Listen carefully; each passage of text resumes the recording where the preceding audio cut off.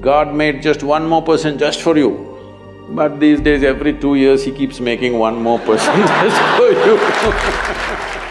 If two happy people meet, then there can be something wonderful happening between them. If you just become love, not love somebody, then you will know the nature of love.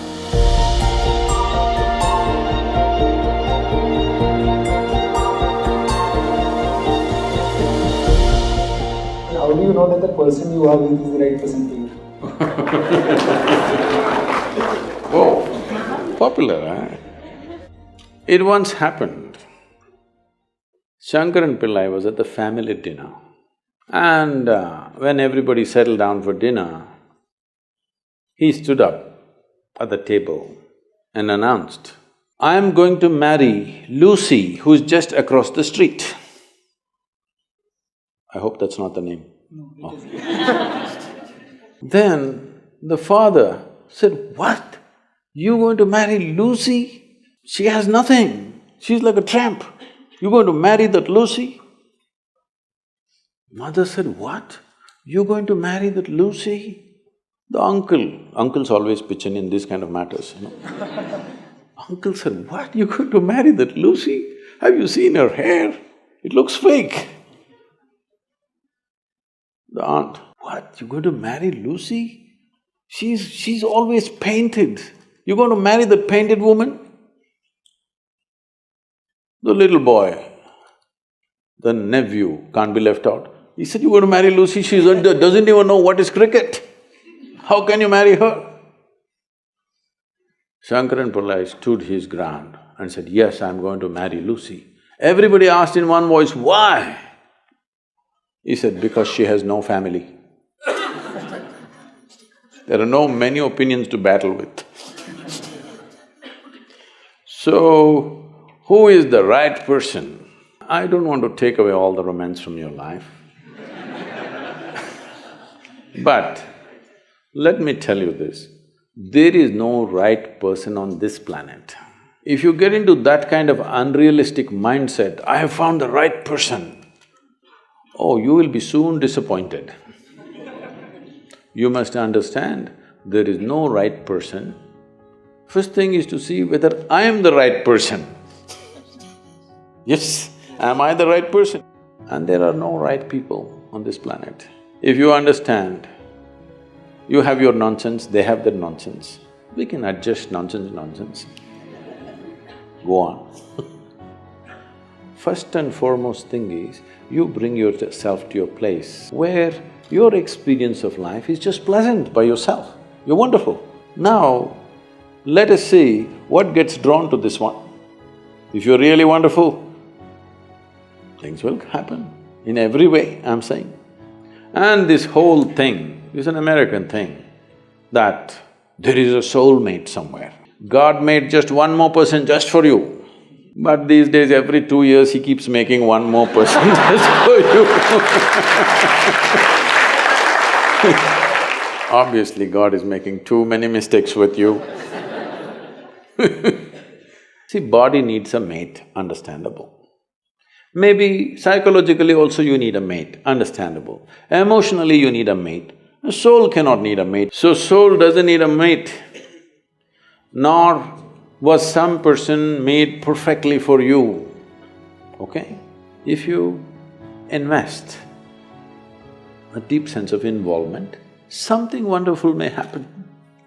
It's because of your involvement, not because the other person is fantastic. No. Even if you choose a fool, actually it's easy that way. If they're not stupid, why would they come to you first of all? No, I'm just being nasty. So, even if you choose a fool, it doesn't matter. If you involve yourself, it can turn out very beautiful. You chose the smartest person in the universe, it could be a disaster. So, do not think in terms of, whatever this made for each other nonsense. No, you choose the opposite actually. But after some time, after a little bit of time, you slowly start expecting they're just like you. This is a serious mistake. Because if one more person becomes just like you won't be able to bear with them for 2 days. Nobody is like you, and that's good. Don't look for sameness, not necessary.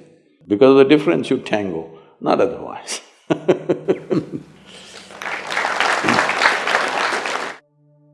Our mothers have set amazing benchmark. The moment you say mothers, Yeah. they're giving a sound ambience of babies crying. Oh, okay. Perfect. That's the halo effect, I think. Yeah. So they've set up quite a big benchmark of being an ideal wife.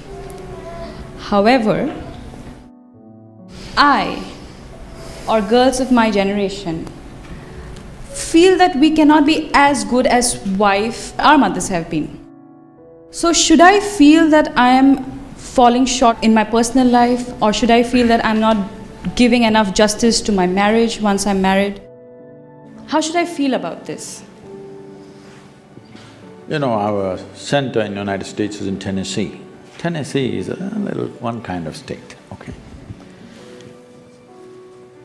Mary Makowski, that's not Romanian, right? No.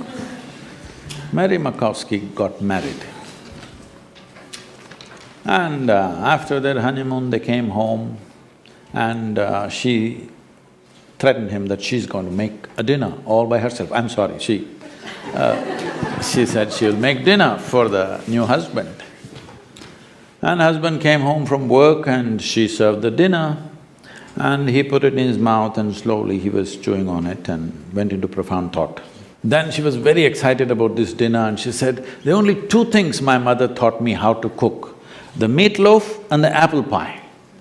Then he looked at her and said, "Darling, which one is this?"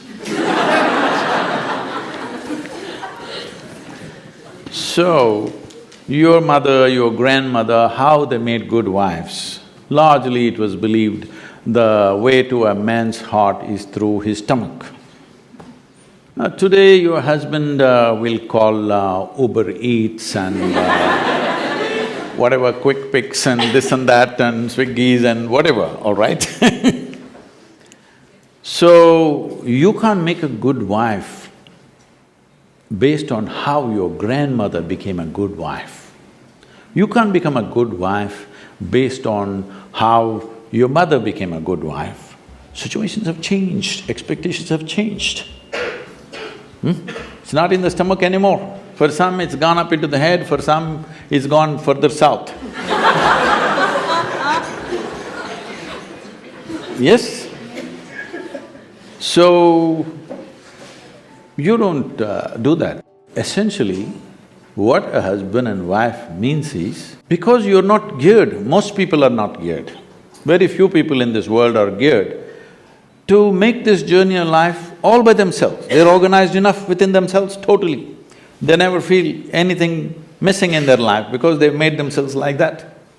But most people need somebody else to lean on. Either emotionally, psychologically, there are needs in a human being, physical needs, psychological needs, emotional needs, maybe social needs, economic needs, variety of needs. To fulfill these needs, you want to find one person that you can depend on. Because it's very difficult even to find one person with whom you can share everything that you have, your body, mind, emotion and works. So this is the idea. Formalizing it is so that every time you get some little friction, you don't fall apart, so little tying up so that things don't fall apart very easily, all right? Nothing else. The biggest mistake humanity made was, they started saying marriages are made in heaven, that's why it's such a mess. No, it's done here. If you see, marriages are made between us and we took responsibility for who we are, we could have made it work, but the damn thing is made in heaven. Not suitable here, it's because it's alien stuff. Everything is a mess because you think it's made elsewhere by somebody else.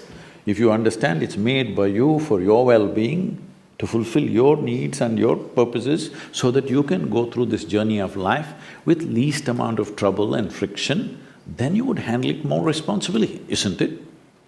and according to contemporary needs, not how your grandmother did her marriage. You can't do it that way because expectations and situations have completely altered themselves.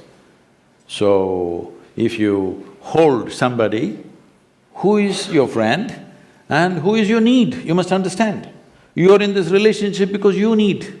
Maybe the other person also needs, but that's from their side. As far as you are concerned, you made this relationship because you need it badly, isn't it? If you understand and you're always grateful for this, that somebody is fulfilling all your need, you would handle it well. You wouldn't make a misery out of it. But now you think somebody else needs you, then you will make a mess out of it. You understand, you need it. Well, the other person also needs to understand he needs it. Now there is a cohesion. If you think, oh, you need me, so I'm going to exploit you. No, this is not about you squeezing happiness out of somebody or they squeezing happiness out of you. If two happy people meet, then there can be something wonderful happening between them. But you are a misery and you think somebody else should be the source of your happiness, well, it'll multiply. In this materialistic age, the real feeling of love is disappearing from our life. Most of the love we receive from others and express to others is superficial. How can we reinforce the real feeling of love in our own life and in others? Forget about others. If you learn to be loving by your own nature, not because of somebody else or something else. I know the question is coming from Facebook, there's an enormous possibility. You can even love those people who don't even exist. So I'm saying it's a tremendous possibility.